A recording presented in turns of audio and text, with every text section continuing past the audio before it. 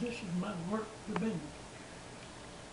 I worked on this as long as the Lord let me. And there's 444 pages. I don't know what that indicates, but some people like to go by numbers. I don't believe in numbers, so I just write until I get to the end. And the Lord lets me finish what I was doing. Several things in there I had experienced myself. The one is about when I was in the hospital in 1980. I had this experience with what the psalmist was writing about when he said, "Yea, though I walk through the valley of the shadow of death, I will fear no evil, for thy rod and thy staff protect me." And as I walked through that dark place, that I could hear Christ beating the devils and demons back because they'd scream and squall and carry on. And as I walked on through, I saw these bodies lying. They were just floating. And some of them was on the ground, and some was up in front of me. I could just push them aside like that, and they went out through the area like you would push a piece of wood in water. They'd go so far and stop. Anyway, I continued walking in and around those bodies for a long time, and then I came to some briars, and all this time I knew the Lord was beating those demons and devils back because I could hear them screaming and crying and carrying on after he beat on them. And anyway, after I got through those bodies, I came to a place where there was brambles and briars. I had to pick my way through that. When I got through that, I came up to an area where there was, as I kept walking up, there was, the light kept getting brighter and brighter. And I walked on out into a twilight area, and as I walked along, I looked over on my right and I saw a big old wall, and I could see dents and scrapes in there where the devil had brought his men against it. And in those scrapes and dents was growing little ferns and lichens that grows on walls. And I looked up and I couldn't see the top of that wall, so I kept on walking. And when I got to a certain area on the flat land, I saw a light way off in the distance. And I walked toward that light, and it turned out to be like about 40-watt bulb in a conduit type of holder hanging over a door. And when I knocked on that door, it swung open, and I stepped up twice into heaven, and I fell flat on my face because in front of me was the most exquisitely beautiful ball of flame you ever laid your eyes on. And I knew this to be the flame in the bush of Abraham and Moses. So they made me rise and go into this little office. And when I went in there, I saw this lady sitting on a bleacher. And I knew this to be my mother, but she didn't turn to face me because the Lord plainly said that we are changed from the creatures we are. And I could only see her back. Anyway, I went into this little office and I was so happy to be there. I went around there whacking things off, and I saw this book on my desk, and it was laying open. And they told me, no words passed, but they made me come back out. And I was due to be sent back. And that's one of the things I wrote about in this book.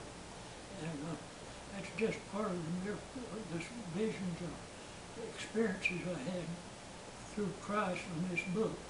Anyway, if you, and I know I didn't do the flame justice when I wrote about it because it was some kind of beautiful. But in that floor, it was like molten glass, and inside was all rubies and all kind of beautiful stone.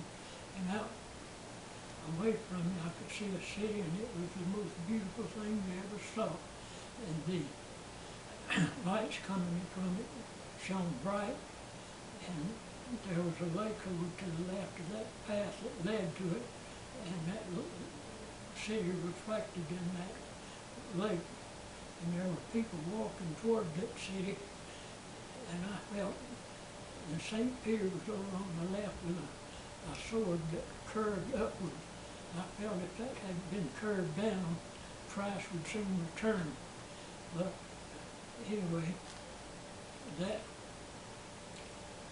St. Peter was there. He was the one, and he didn't have an angry look, just kind of an annoyed look on his face that I had interrupted some kind of a teaching that he had been teaching to the people that were walking away. And they sent me back.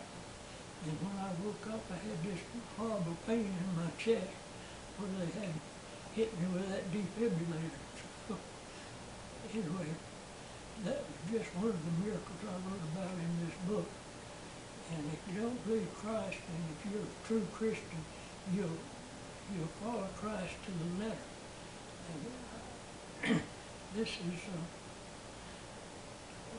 there's another one in there that happened in 2002 when I was in the hospital in in Jackson, and I woke up, I walked into this area that was like a big hole in the ground. I walked toward it, and there was a barrier. I tried to go to the right, and it was still another barrier, and I tried to go to the left, so I could walk to the left along that hole. The further I walked, the longer that hole became. It was huge, and by the time it got to the point where you could get 2 boxcars into it, I came to an end where I could see where they were building the temple, and I was ready to go in there and help.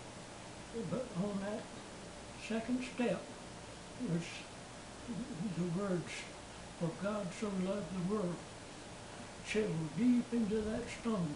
It is so deep you couldn't see the bottom of the area where it chiseled out. But on top, one could see where there was splintered out areas around each one of those words. And I thought at the time that many feet had walked on it and worn it. But as I prayed about that, and it came to me that those splintered out words, letters on there, were due to false doctrine being preached today. So if you listen to all the false doctrines coming over the TV and radio, you need to pray about them and listen to what God says too. So this is just a part of what I've got in the book. All the other miracles and answers to prayers are in there too. This book is 444 pages thick, and it's some good reading. And that's just 2 of the miracles I talked about is in there. There's others if you read through and you'll know them. Can you see it? Yes. Okay. Hold it back up and say, "This is my novel, The Vineyard." This book is really interesting, but I tried to write it in such a way that one could get interested in it and read it all the way through. So, thank you, and God bless you.